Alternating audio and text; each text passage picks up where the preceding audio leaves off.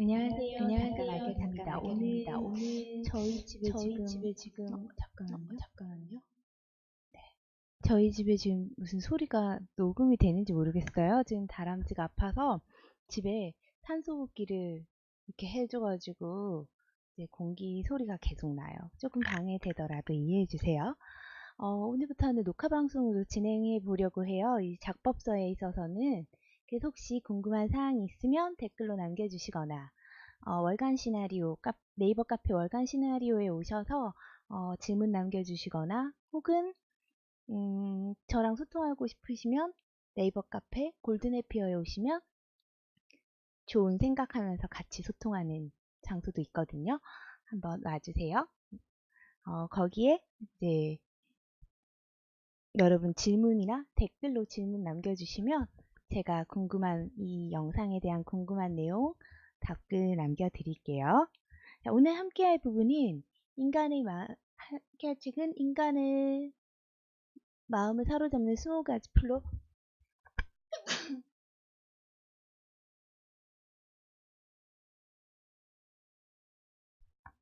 기침이 너무 심하게 나가지고. 자, 20가지 플롯의 1-4강 플롯에 대한 오해와 이해에 있어서 1-4강을 해볼게요.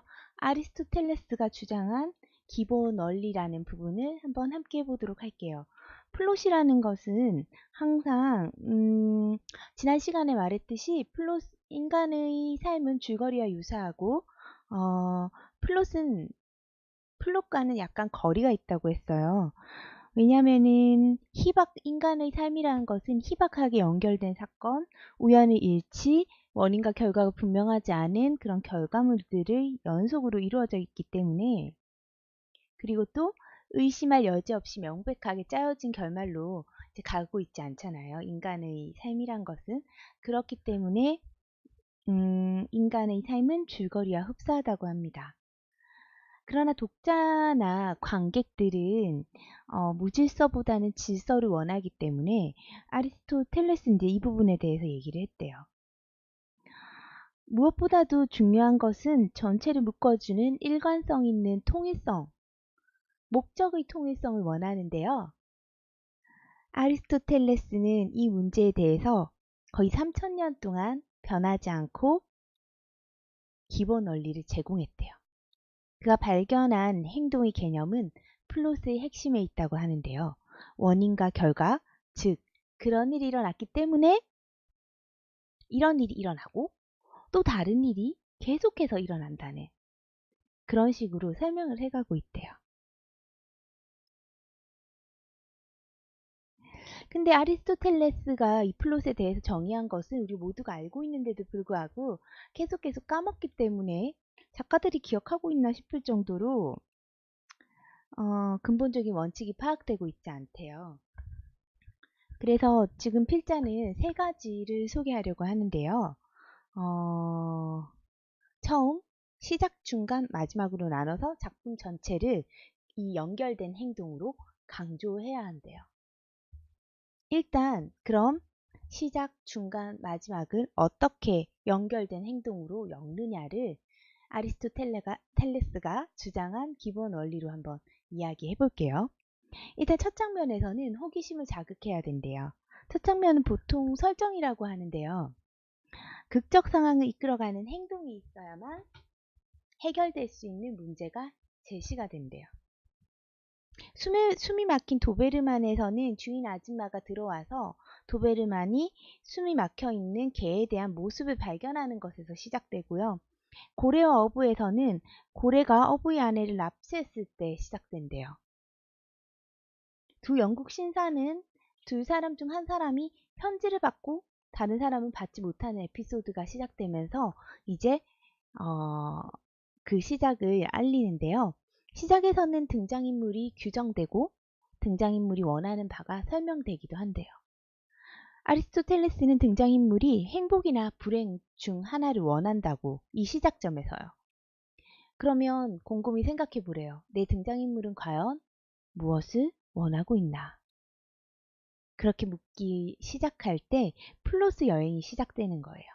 이런 욕구 또는 필요를 의도라고 부르고 지금까지 살펴본 이야기에서 숨이 막힌 도베르만에서 여자는 개를 구하고자 하고 고려 어부에서는 어부가 아내가 돌아오기를 원하고 두 영국 신사에서 제프리는 편지를 원한대요. 동기는 등장인물이 원하는 바를 왜 이루려고 하는지를 보여준다는 점에서 중요한데요. 여러분이 만약에 어떤 소재는 있고 지금 줄거리가 떠오르지 않는다면 주인공을 정해서 그 주인공이 그 소재나 그런 상황에 처해졌을 때 내 주인공은 무엇을 원할까 라는 것을 구체적으로 생각해 보시길 바래요.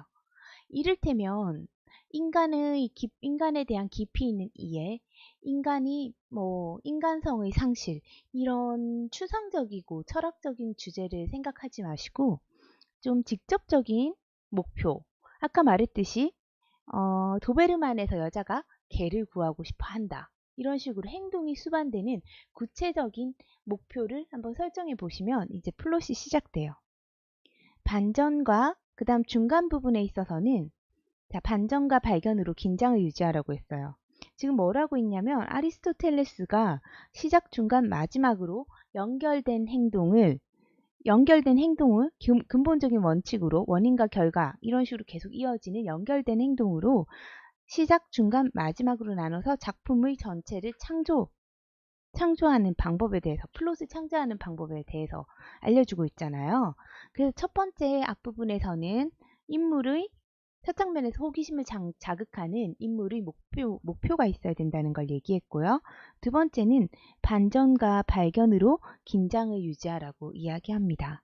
줄거리는 두 번째 국면으로 접어드는데요. 아리스토텔레스가 말하는 극적 행동이 발전해 나가는 장면이래요.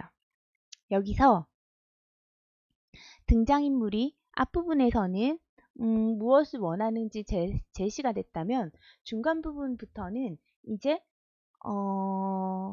목적을 추구하기 시작해요. 그것은 근데 목적을 추구하는 건 생각만 있어서는 안 되고 반드시 행동이 따라와야 돼요. 그런 행동은 의도로부터 직접 발생되고 행동은 시작 부분에서 일어난 어떤 사건에 의해서 발생해요. 너무 분명하게 앞뒤 사건들은 다 원인과 결과로 이어져야 한대요.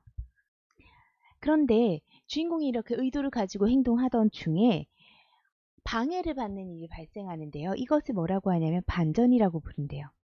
반전은 주인공이 목적을 완수하기 위해서 당연히 택해야 할 길을 바꿔놓기 때문에 이 반전이 있어야지 긴장과 갈등이 생성되게 돼요. 우리는 근데 반전이라는 것은 결과 부분에서 사람들이 생각지 못한 결론을 내는 것을 반전이라고 잘 표현하는데요. 그것이 아니라 아리스토텔레스는 주인공의 의도를 성공적으로 하기 위해서 계속 완수해내는데 방해가 되는 그런 장애를 반전이라고 부른대요. 그럼 이 반전이 있는 후에는 뭐가 되냐면 발견을 하게 돼요. 자, 숨이 막힌 도베르만에서 반전은 의사에게 전화해서 비롯되죠. 의사가 뭐라고 해요? 집에 들어가지 마세요라고 얘기하죠. 그래서 반전이 시작돼요. 두 명의 영국 신사에서는 편지를 내가 그럼 대사하게 돈 주고 팔았잖아요. 그래 놓고 그거 보고 싶어서 내가 그 편지 다시 사보겠다고 제안하는, 그리고 제프리가 이걸 거절하는 장면이 반전이에요. 그래서 고레아 어부 같은 경우는 우리가 좋은 플롯을 예로 하지 않았잖아요. 왜냐하면 고레아 어부에는 반전이 없기 때문이래요. 그래서 플롯으로서는 실패됐다라고 볼 수가 있대요. 아리스토텔레스는 반전 다음에 반드시 발견을 할 수 있다고 하거든요. 이것은 반전의 결과로 등장인물 사이에 이제 변화가 생기기 시작하는 거예요. 숨이 막힌 도베르만에서 발견은 여자가 집 밖으로 이제 보고 있다가 집 밖으로 뛰쳐나오면서 이제 시작되죠. 두 영국 신사에서는 두 사람이 편지를 놓고 다투면서 시작돼요. 이제 반전이라는 건 사건이지만 사건에 의해서 등장인물이 겪게 되는 돌이킬 수 없는 정서적 변화가 바로 발견이에요. 근데 이런 식의 반전과 발견은 둘 다 어떤 사건의 전개에 있어서 둘 다 이야기가 전개되는 과정에서 어떤 계기를 만나면서 시작된대요.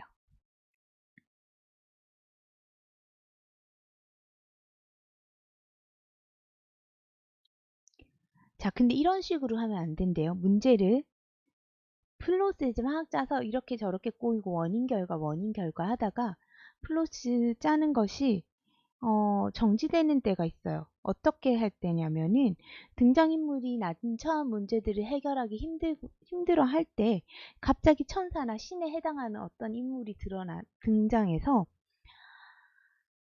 막 천장 구멍을 통해서 맨 뒤 객석의 관중에까지도 보이게끔 밧줄을 타고 내려와가지고 해법을 알려주는 장면 같은 느낌으로 어떤 인물이 모든 답을 알려준다면 이것은 굉장히 인습적인 결말이고 흥미를 잃게 만든대요.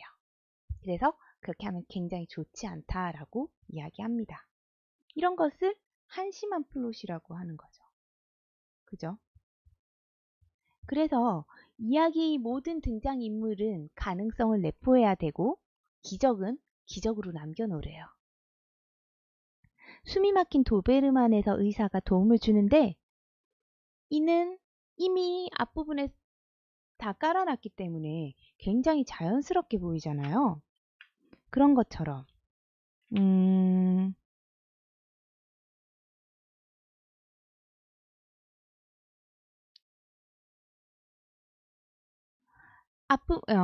갑자기 내려온 천사 같은 존재가 이야기해주는 방식은 사용하면 안 된다는 얘기를 합니다. 자, 할리우드 영화에서는 플롯 구조를 지나치게 전형적으로 사용하고 있는데요. 두 가지 중요한 반전을 겪고 이것을 전환점이라고 부르는 거예요. 두 영국 신사만이 두 번의 반전이 있는데 첫 번째 반전이 바로 뒤에 나오는데 바로 클리프가 제프리를 죽일 때예요. 첫 번째 반전은 뭐였죠? 클리프가 제프리에게 편지를 되찾겠다, 내가 되사겠다고 이야기하는 부분이 첫 번째 반전이라면 두 번째 반전은 클리프가 제프리를 죽일 때 일어난대요. 그럼 세 번째 결말로서 어떤 목적을 뭐라고 해야 됐지? 앞에 뭐였죠? 예, 목적으로 연결돼서 원인과 결과로 연결된 행동으로 작품 전체를 창조하기. 마지막 완벽한 결말에서는 어떤 식으로 사용해야 되냐면 마지막 단계는 이제 끝인데 클라이막스가 있고 행동이 마무리되고 대단원이 닿게 되는데요. 마지막 앞의 두 부분에서 일어나는 모든 사건의 논리적인 결말이 이루어져요. 이걸 우리 흔히 어떤 식으로 하냐면 모든 인물을 마무리 지어주는 장면이 있어야 된다고 해서 한때 한국 영화나에서 보면 외국 영화에서도 보면 마지막에 모든 등장인물들이 등장해서 마무리를 지어줘요. 그죠? 근데 이제 그런 뜻이 아니라 이 마무리라는 것은 앞에서 있는 처음과 중간에서 일어났던 모든 사건들의 논리적인 결말인 거지 인물의 마무리가 아니라는 거예요. 사건의 논리적 결말이 이루어지면은 막다른 골목의 이 부분에서 모든 게 다 드러나고 분명해지고 모든 이제 사건의 막다른 골목에 도달하게 된대요. 예를 들면은 도베르만에서는 그 도베르만이 손가락을 삼켰잖아요.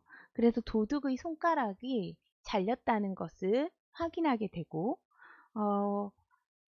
두 영국 신사에서는 편지의 내용을 알게 되죠.